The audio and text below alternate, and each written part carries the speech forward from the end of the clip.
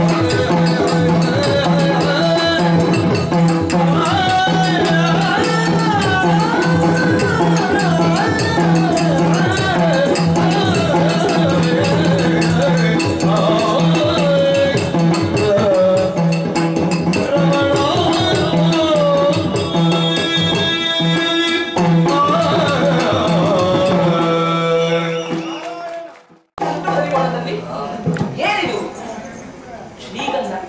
ನೀನು ತಂದದ್ದು ಒಳ್ಳೇದೇ. ಇವು ಚಂದನ ಪೂಜೆ. ಅದಕ್ಕೆ ಕೂಸಿದ್ರೆ ಯಾರಿಗೆ? ದೇವರಿಗೆ. ನೀವು ಕೂಸಿಬೇಕಾದ್ರೆ ನನಗೆ ದೇವರು ನೀವೇ ಅಲ್ವಾ? ನಿಮಗೆ ಕೂಸ್ಲಿಕ್ಕೆ ಈ ಶ್ರೀಗಂಧವನ್ನು ಹರುಷದಿಂದ ಸಂತೋಷದಿಂದ ನಿಮ್ಮ ಮೈಯನ್ನು ಕೂಸುತ್ತೇನೆ.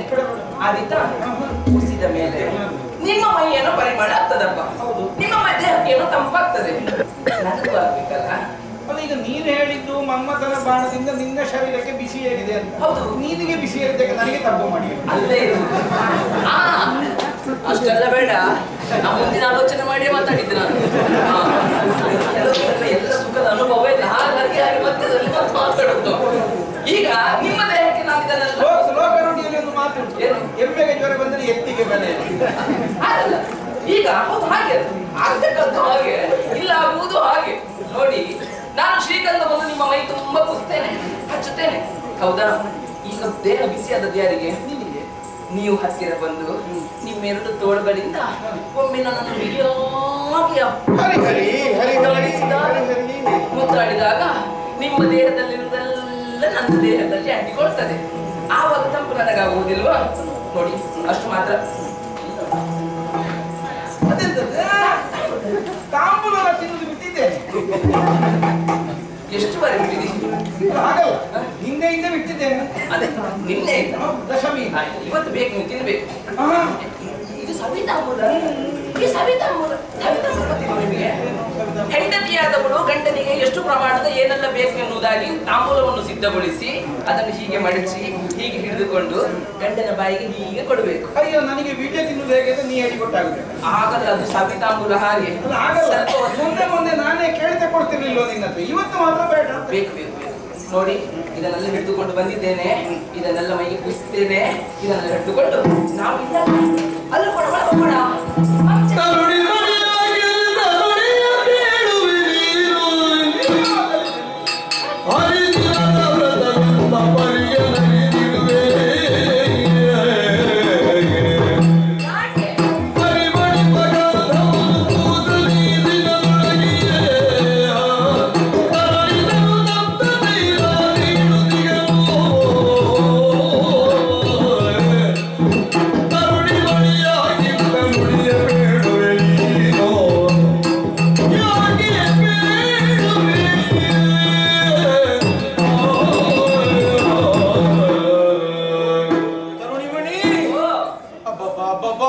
ಎಷ್ಟು ಪರುಷಗಳನ್ನು ಆಡ್ತೀಯೇ? ಇಷ್ಟೊಂದು ಕಠೋರವಾಗಿ ಆಡದೇ ಇದ್ದದ್ದನ್ನು ಅವಾಚ್ಯವನ್ನು ಆಡುವುದಕ್ಕೆ ನಿನಗೆ ಹೇಗೆ ಮನಸ್ಸಾದ್ರೂ ಒಪ್ಪಿಗೆ ಆಯಿತು? ಇವತ್ತು ಬೆಳಗಿಂದ ಹಾಗೆ ನೋಡಿ ನನಗೆ ಒಂದು ನಿರ್ಣಯ ನಾ ಹೇಳಿದ, ಹಸಿದವನಿಗೆ ಆಹಾರ ರುಚಿಯಾಗ್ತದೆ. ಈಗ ಹೊಟ್ಟೆ ತುಂಬಿದವನ ಮುಂಭಾಗದಲ್ಲಿ ಪಂಚಭಕ್ಷ ಪರಮಾಣುವನ್ನು ಕೊಂಡೋಗಿದ್ರು ಅವನಿಗೆ ಬೇಕಾಗುವುದಿಲ್ಲ. ಹಾಗಿದ್ರೆ ವಿನಿಯೋಗ ಯಾವಾಗ ಬಯಸ್ತದೆ ಆ ಕಾಲಕ್ಕೆ ಮಾತ್ರ ಆಗುತ್ತದೆ ಹೊರತು ಮನಸ್ಸು ಬಯಸದೇ ಇದ್ದ ಕಾಲಕ್ಕೆ ಎಷ್ಟು ಒಳ್ಳೆದಿದ್ರು ವಿನಿಯೋಗಕ್ಕಾಗುವುದಿಲ್ಲ. ಅಂದ್ರೆ ಏನನ್ನು ಆಡಿದೀನಿ ಮೊನ್ನೆ ನಾನೇ ಹೇಳಿದ್ದು ಕರ್ಪೂರಕವಾದ ವಿಲ್ಯ ಕೊಡು ಒಮ್ಮೆ ಹೇಳಿಲ್ವ ನಾನು? ಅದೇ ಹದದಲ್ಲಿ ಇವತ್ತು ಅಲ್ಲ, ಹದ ಉಂಟು. ಆದ್ರೆ ಹದ ತಪ್ಪಿದ್ದು ಅದರದ್ದಲ್ಲ, ಪಾಕದ ಅದರ ಹದ ಸರಿ ಉಂಟು, ನಿನ್ನ ಹದ ತಪ್ಪಿದೆ. ನೀನು ಯಾವ ದಿನ ಇವತ್ತು ಅನ್ನುವುದನ್ನಾದ್ರೂ ಯೋಚಿಸಬೇಕೋ ಬೇಡವೋ? ಈಗ ನೀ ಬಂದಂದಿನಿಂದ ಇಂದಿನ ತನಕವು ನಡೆದು ಬಂದಂತಹ ನಮ್ಮ ಸಂಸಾರ ಜೀವನದಲ್ಲಿ ಎಷ್ಟು ಸಲ ಏಕಾದಶಿ ಬರಲಿಲ್ಲ? ನಾನು ನಿನ್ನನ್ನು ಬಿಟ್ಟು ಏಕಾದಶಿ ವ್ರತಕ್ಕಾಗಿ ಈ ಭಗವಂತನ ಸನ್ನಿಧಾನದಲ್ಲಿ ಬಂದು ವ್ರತಸ್ಥನಾಗಿ ಕುಳಿತುಕೊಳ್ಳಿಲ್ಲ. ಹಾಗಲ್ಲ, ಒಂದು ದಿವಸ ಆದ್ರೂ ಬಂದು ಹೀಗೆ ನೀನು ಮಾತಾಡಿದ್ದೀಯ. ಇದೆಂತದ್ದು ಇಂಥ ದುರ್ಭಾಷೆ ಇವತ್ತಿನ ಬಂತು, ಈ ದಿನದಲ್ಲಿ ಬಂದು ಹೋಯಿತು? ಅಂಥದ್ದೆಂತ ಮಾತಾಡಿದೆ? ಎಂಥದ್ದು? ನಾನು ಮೊದಲು ಆಡಿದ್ದನ್ನೇ ಇವತ್ತು ಆಡಿ. ಮೊದಲು ಆಡಿದ್ರು, ಇವತ್ತು ಆಡುವುದಲ್ಲ, ಆಲೋಚಿಸಲೂ ಕೂಡದು. ಅಂತಹದನ್ನು ನೀನು ಇಂದಿನ ದಿನ ಆಡ್ತಾ ಇದ್ದ. ಶರೀರಕ್ಕೆ ಏಕಾದಶಿ ವ್ರತದ ದಿವಸ ಭಗವಂತನ ಧ್ಯಾನವನ್ನು ಹೊರತುಪಡಿಸಿ ಯಾವಾತ ಮೈಗೆಲ್ಲ ಗಂಧ ಚಂದನಾದಿಗಳನ್ನು ಲೇಪನ ಮಾಡಿಕೊಡ್ತಾನೆ ಅವನಿಗೆ ದೇಹಕ್ಕೆ ತಂಪಲ್ಲಾಗುವುದು. ಅವ ಸತ್ತ ಮೇಲೆ ನರಕ ಲೋಕದಲ್ಲಿ ಯಮ ಕುದಿಯುತ್ತಿರುವ ಎಣ್ಣೆಯ ಕೊಪ್ಪರಿಗೆ ಮುಳುಗಿ ದೊಡ್ಡ ಕೊಪ್ಪರಿಗೆ ಇರ್ಬೇಕಲ್ಲ, ಮತ್ತೆ ನಮ್ಮ ಶರೀರ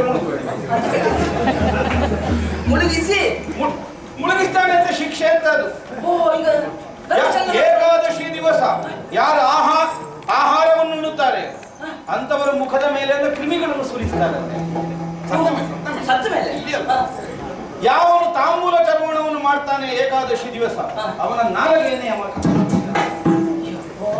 ಸತ್ತ ಮೇಲೆ ಸತಿಪತಿಯರು ಕಾಮಭಾವದಿಂದ ಏಕಾದಶಿ ವ್ರತವನ್ನು ಉಳಿದು ಆಲಮಿಸಿಕೊಂಡರು ಅಂತ ಅಲ್ಲಿ ಕಥಕಥನೆ ಕೊದಿದು ಕೆಂಪೇರಿದಂತಹ ಕಬ್ಬಿಣದ ಕಂಬದಿಂದ ಅಪ್ಪಿಸಿಕೊಳ್ಳುವಂತ ಅರ್ಪಣೆಯನ್ನು ಕೊಡ್ತಾರೆ.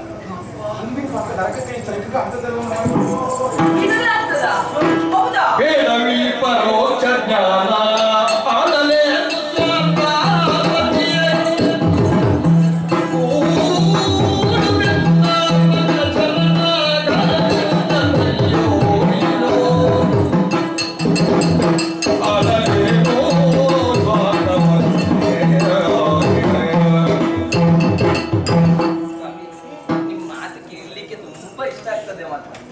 ಆದ್ರೆ ಇಲ್ಲಿಗೆ ಬೇಡ ಅಂತ ಕಾಣ್ತದೆ. ಕೇಳಿದ ಮೇಲೆ ಕಷ್ಟ ಆಗ್ತದೆ. ಕಷ್ಟ ಆಗ್ತಾ ಕೇಳಲಿಕ್ಕೆ ಇಷ್ಟ ಆಗ್ತದೆ, ಕೇಳಿದ ಮೇಲೆ ಕಷ್ಟ ಆಗ್ತದೆ. ಸ್ವಾಮಿ ಕೇಳಲಿಕ್ಕೆ ಇಷ್ಟ ಆಗ್ತದೆ, ಕೇಳಿದ ಮೇಲೆ ಕಷ್ಟ ಆಗ್ತದೆ. ಈಗ ಬೇಡ ಅನಿಸ್ತದೆ ನನಗೆ. ಎಂತದ್ದು ಗಂಧಚಂದನಾದಿಗಳನ್ನು ನಾವು ಲೇಪಿಸಿಕೊಂಡ್ರೆ ಹರಿದಿನದೊಂದು ಸತ್ತ ಮೇಲೆ ಸತಿಪತಿಯನ್ನು ಆಲಂಗಿಸಿಕೊಂಡ್ರೆ ಕಾದ ಕಬ್ಬಿಣದ ಸಲಾಕೆಯನ್ನು ಅಪ್ಪಿಕೊಳ್ಳುವುದು. ತಾಂಬೂಲವನ್ನು ತಿಂದ್ರೆ ನಾಲಿಗೆ ಕತ್ತರಿಸುವುದು. ಆಹಾರ ಸೇವಿಸಿದ್ರೆ ಬಾಯಿಯಲ್ಲಿ ಕ್ರಿಮಿಕೀಟಗಳು ಇದೆಲ್ಲ ಯಾವಾಗ ಎಲ್ಲಿ ಸತ್ತ ಮೇಲೆ ನರಕ ಹೋಗ್ತದೆ. ಇಲ್ಲಿ ಮಾಡಿದ ಕರ್ಮ ಕಲ್ಲಿಯಲ್ವೇನೆ ಫಲ ಮತ್ತೆ ಇಲ್ಲಿಯೇ ಸಿಗ್ತದೆ. ಇದಕ್ಕೆ ಹೇಳುವುದು ಪರೋಕ್ಷ ಜ್ಞಾನ ಅಂತ. ಹೌದು, ಪ್ರತ್ಯಕ್ಷದ್ದಲ್ಲ. ಅಂದ್ರೆ ತಿಳಿಯದೇ ಇದ್ದ ವಿಚಾರ, ನೋಡದೇ ಇದ್ದ ವಿಚಾರ. ಈಗ ಯಾರು ಹೇಳಿದ್ದನ್ನು ನೀವು ಹೇಳುದ? ಯಾರು ಹೇಳಿದ್ದನ್ನಲ್ಲ, ಶಾಸ್ತ್ರ ಹೇಳಿದ್ದನ್ನು ಹೇಳು. ಆಗ್ತದ? ಶಾಸ್ತ್ರಾದಿಗಳಲ್ಲಿ ವಿಶ್ವಾಸ ಇಲ್ವ ನಮಗೆ? ಅಲ್ಲ, ವಿಶ್ವಾಸ ಇದ್ರೆ ಸಾಕಾಗುವುದಿಲ್ಲ. ಯಾರ ಆತ ಹೋಗಿ ನೋಡಿ ಬಂದವ ಇದ್ದಾನೆ. ಎಲ್ಲವನ್ನ ಈ ಪ್ರಪಂಚದಲ್ಲಿ ನೋಡಿದ್ದನ್ನು ಮಾತ್ರ ಒಪ್ಪುದು, ನಾವು ನೋಡದಿದ್ದನ್ನು ಕೆಲವನ್ನೆಲ್ಲ ಒಪ್ಪುದು. ನಾನು ಒಪ್ಪಬೇಕು, ಇಲ್ಲದ್ರೆ ಪ್ರಪಂಚ ಆಗುದಿಲ್ಲ. ನಾನು ಒಪ್ಪುವುದಿಲ್ಲ. ಈಗ ಯಾರಲ್ಲಿ ಆದ್ರೂ ಒಬ್ಬರಲ್ಲಿ ಕೇಳುವ, ನಿನ್ನ ಅಪ್ಪ ಯಾರು ಅಂತ. ನಮ್ಮ ಒಬ್ಬನ ಹೆಸರು ಹೇಳ್ತಾರೆ, ಅವ ನೋಡಿದ್ದ ನಮ್ಮ ಅಪ್ಪನ ಅಂತ. ಆಗಲ್ಲ. ಅಮ್ಮ ಹೇಳಿದ ಮಾತಿನಲ್ಲಿ ವಿಶ್ವಾಸ ಅಲ್ವ? ಪ್ರಪಂಚದಲ್ಲಿ ವಿಶ್ವಾಸ ಇಲ್ಲ, ಏನೂ ನಡೀಲಿಕ್ಕೆ ಬೇಡ ಬಿಡಿ. ಈ ಶಿಕ್ಷೆಯೆಲ್ಲ ಸಿಗುವುದು ಯಾವಾಗ?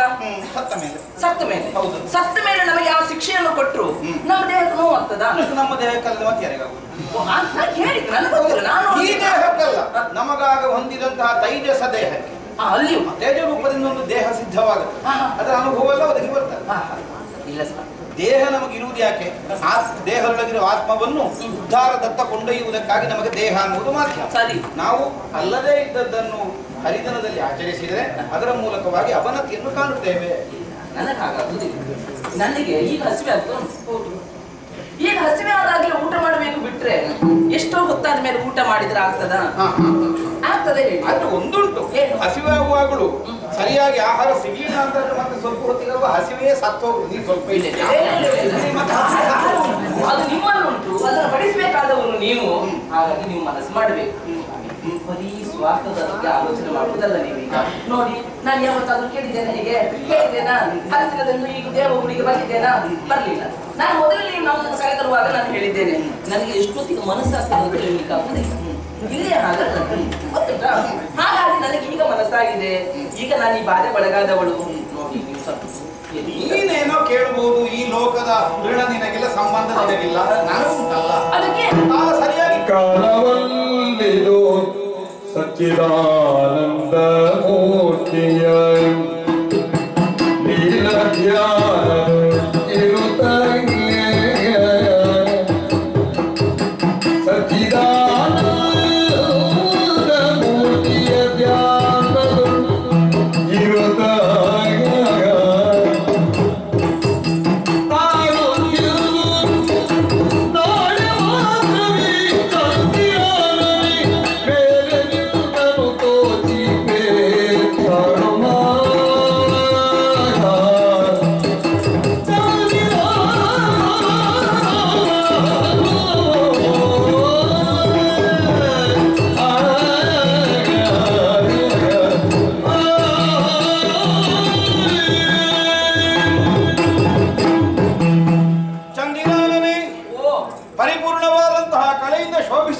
ಚಂದ್ರಮ ಸಕಲರ ಮನೋಹ್ಲಾದಕನಾಗಿ ಪ್ರಪಂಚದಲ್ಲಿ ಒದಗಿ ಬರ್ತಾನೆ. ಪ್ರಪಂಚದಲ್ಲಿ ಇದ್ದವರಿಗೆಲ್ಲ ಆನಂದ ಕಾರಣಗಳಾಗಿ ಒಬ್ಬಳು ಹೆಣ್ಣಿರ್ತಾಳೆ ಅನ್ನುವ ಕಾರಣಕ್ಕಾಗಿ ಚಂದ್ರಮುಖಿ ಅಂತ ಕರೆಯುವುದಲ್ಲ. ಯಾವನು ಒಪ್ಪಿ ಸ್ವೀಕರಿಸಿದನೋ ಅವನ ಮನಸ್ಸಿಗೆ ಸದಾಕಾಲ ಮುದ ಕೊಡುವಂತೆ ಹೆಣ್ಣಾದವಳು ಬದುಕಿ ಬರಬೇಕು. ಈ ಆಶಯದಿಂದಲೇ ಒಬ್ಬಳಾಕೆ ಹೆಣ್ಣನ್ನು ಚಂದ್ರಮುಖಿ ಅಂತ ಕರೆಯುವುದು. ಸರಿ. ಏನು ನನ್ನ ಕಾಯಕಕ್ಕೆ, ನನ್ನ ಉದ್ದೇಶಕ್ಕೆ, ನನ್ನ ವ್ರತಕ್ಕೆ, ನನ್ನ ಇಷ್ಟಕ್ಕೆ ವಿರೋಧ ಮಾಡಿದ ನಿನಗೇನಾದ್ರೂ ಬಹುದೊಡ್ಡ ಲಾಭ ಆಗ್ತದೆ ಅಂತ ನೀನು ಭಾವಿಸಿದೀಯ. ಮೊನ್ನೆ ಕಾಡಿನಲ್ಲಿ ನಿನ್ನನ್ನು ಕಂಡ ಕ್ಷಣದಲ್ಲಿ ನಿನ್ನ ರೂಪಕ್ಕೆ ಸೌಂದರ್ಯಕ್ಕೆ ಮನಸೋತಂತಹ ನಾನು ನಿನ್ನಲ್ಲಿ ಪ್ರೇಮ ನಿವೇದನೆಯನ್ನು ಮಾಡಿಕೊಟ್ಟಿದ್ದೆ. ಆ ಕಾಲದಲ್ಲಿ ಒಪ್ಪಿ ನೀವು ಒದಗಿ ಬಂದವರು. ಒಂದು ಸಹಜೀವನವನ್ನು ಮುನ್ನಡೆಸುವಂತಹ ಗಂಡು ಹೆಣ್ಣು ಪತಿಗೆ ಅನುಕೂಲವಾಗಿ ಸತಿಗೆ ಅನುಕೂಲವಾಗಿ ಪತಿ ವ್ಯವಹರಿಸಬೇಕಾದಂತಹ ನೀತಿಯನ್ನು ಅಲ್ಲಗಳೆಯುವುದಕ್ಕಿಲ್ಲ. ಆದರೆ ಅದಕ್ಕಾದರೂ ಕಾಲಕಾಲದ ಪರಿಜ್ಞಾನ ಬೇಕೋ ಬೇಡೋ. ಹಸಿವಾಗ್ತದೆ, ಹೌದು, ಹಸಿವಾಗ್ತದೆ ಅಂತ ಸಿಕ್ಕಿದ್ದನ್ನು ತಿನ್ಲಿಕ್ಕಾಗ್ತದೆ, ಆಗುವುದಿಲ್ಲ. ಯಾವುದೇ ಒಂದು ಕಾಯಕವನ್ನು ನಾವೆಸಗುವುದಾದರೂ ಕಾಯಿಕವಾದಂತಹ ಅಪೇಕ್ಷೆಯಿಂದ ಮಾತ್ರ ಮಾಡಬೇಕಾದದ್ದಲ್ಲ, ಅದನ್ನು ಮನಪೂರ್ವಕವಾಗಿ ಮಾಡುವುದಕ್ಕೆ ನಾವು ಸಿದ್ಧರಾಗಬೇಕು. ಇವತ್ತು ಮನಸ್ಸು ನಿನ್ನ ಕುರಿತಾಗಿ ಯೋಚಿಸುವಂತಹ ಒಂದು ಸ್ಥಿತಿಯನ್ನೇ ನನಗೆ ಒದಗಿಸಿಕೊಡುವುದಿಲ್ಲ. ಯಾಕೆ? ನೀ ಬರುವುದಕ್ಕಿಂತ ಮೊದಲು ನಾನು ವರಿಸಿದ ವ್ರತ ಇದೆ. ನಾನು ಇದನ್ನು ಅಂಗೀಕರಿಸಿದವ. ಏಕಾದಶಿ ದಿವಸ ದಶಮಿಯಿಂದ ತೊಡಗಿ ದ್ವಾದಶಿಯ ತನಕ. ಹಾಗಾಗಿ ಇಂದೊಂದು ದಿನ ತಳೆದರೆ ನಾಳೆಯನ್ನು ಇಂದು ನಾಳೆ 2 ದಿನಗಳನ್ನು ನೀನು ಉತ್ತರಿಸಿದೆ. ಮತ್ತೆ ನಿನಗೆ ಬೇಕಾದಂತಹ ನಾನು ಧರಿಸಿಕೊಡುತ್ತೇನೆ. ಇಂದು ಸತಚಿತ್ ಆನಂದ ಸ್ವರೂಪನಾದಂತಹ ಭಗವಂತನ ಆರಾಧನೆಯನ್ನು ಮಾಡುವುದಕ್ಕೆ ಸರಿಯಾದಂತಹ ಕಾಲ. ಆದ್ದರಿಂದ ನೀವು ಬರುವುದಿಲ್ಲ. ನಾಳೆ ಆಗುದಿಲ್ಲ, ಇವತ್ತೇ ಆಗಬೇಕು. ನಾನು ಹೀಗೆ ಮಾತಾಡ್ತಾ ಇದ್ರೆ ನಾಳೆ ಆಗ್ತದೆ ಮಾತ್ರ. ನನಗೆ ಇವತ್ತೇ ಆಗ್ಬೇಕು. ನೋಡಿ, ಆಗ್ಬೇಕಾದ್ರೆ ಏನು ಹಸಿವೆ ಆದಾಗ ಏನೆಲ್ಲ ತಿನ್ಲಿಕ್ಕೆ ಆಗುದಿಲ್ಲ, ಏನನ್ನು ಹೋಗಿ ತಿನ್ಲಿಕ್ಕೆ ಆಗ್ತದ? ನಾನು ಹಾಗೆ ಸ್ವಾಮಿ, ಏನನ್ನೋ ಹೋಗಿ ತಿನ್ಲಿಕ್ಕೆ ಆಗುದಿಲ್ಲ ಅಂತ ಹೇಳಿ ನಿಮ್ಮಲ್ಲಿಗೆ ಬಂದದ್ದು ನಾನು. ನೀವೀಗ ಕಾಲ ಅಲ್ಲ, ಈಗ